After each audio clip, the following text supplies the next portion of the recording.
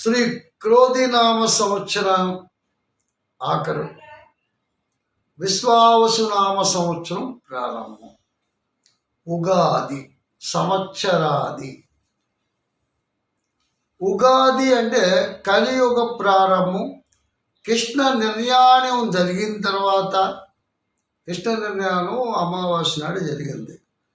ఆ కలి ప్రవేశించిందని ఆ మరుసటి రోజు నుంచి కలి ఉగాది, కలి ప్రారంభము. ఉగాది అంటే ఆది, యుగానికి ఆది, అలాగే సంవత్సరానికి ఆది. మనకి విశ్వాసునామ సంవత్సరం, క్రోధినామ సంవత్సరం అయిపోయింది. విశ్వాసునామ సంవత్సరం ప్రారంభం నుంచి ఆదివారం 30వ తేదీ ఆదివారం నుంచి ప్రారంభమవుతుంది. అది నామ సంవత్సరంలో రాజు ఎవరు? ఆదివారంతో ప్రారంభమైందంటే ఆదివారం, వారానికి మొదలు ఆది.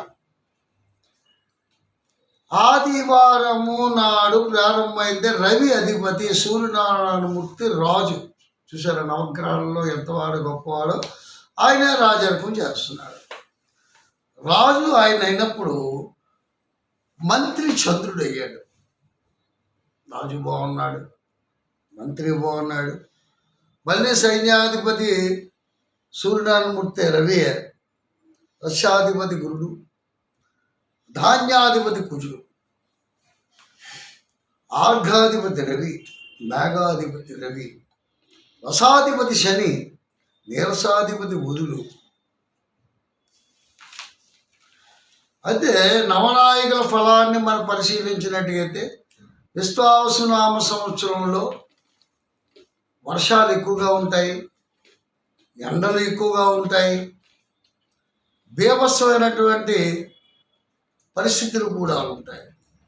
ఒకరికొకరు పడదు, మనస్పర్ధలు, దేశ గొడవలు, రాజకీయ గొడవలు, అలాగే ప్రాపంచిక వ్యవహారాల్లో కూడా చాలా ప్రమాదకరమైన పరిస్థితులు ఏర్పడనున్నాయి.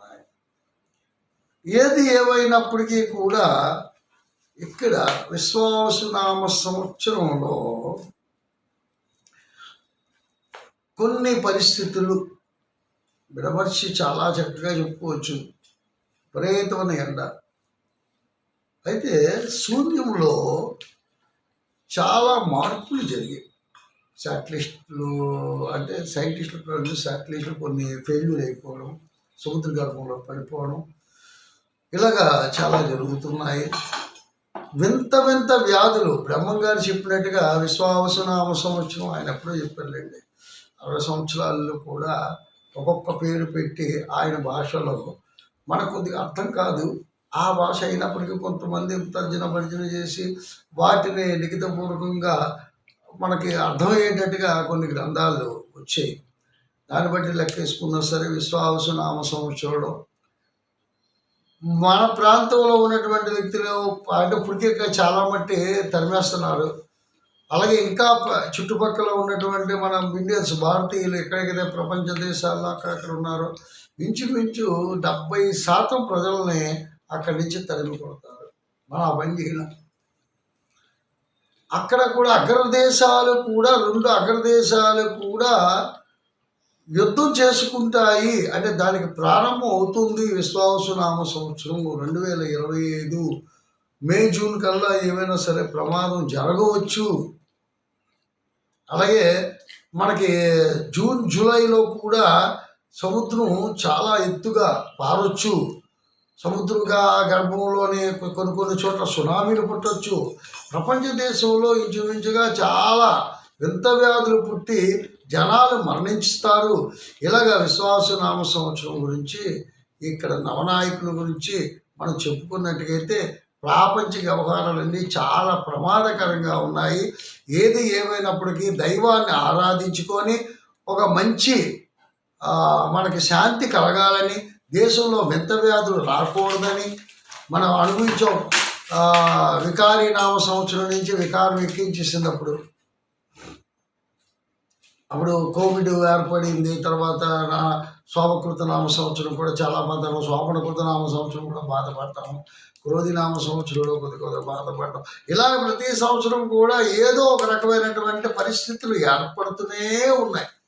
అందుచేత విశ్వావసు నామ సంవత్సరం మనందరికీ క్షేమం కలగాలని, పాడి పంటలకు లోటు లేకుండా ఉండాలని, ఎందుకంటే వరదల బీభత్సం, కొండ పంట కొట్టుకుపోవడం, కరువు పెరిగిపోవడం, ఇలాగ రకరకాలుగా ఉంటుంది.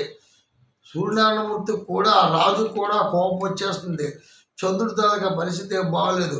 అయితే ఎలా ఉందంటే మనకి అతివృష్టి అనావృష్టి దొరకకుండా పోతుంది, రేట్ ఎక్కువైపోతుంది, మళ్ళీ అయితే సవకైపోతుంది, కొనడానికి పనికిరాదు. ఆ మధ్య టమాటాలు ఏముందంటే 70-80 రూపాయలు కేజీ వెళ్ళింది, అది అలాగే 5 రూపాయలు దిగిపోయింది.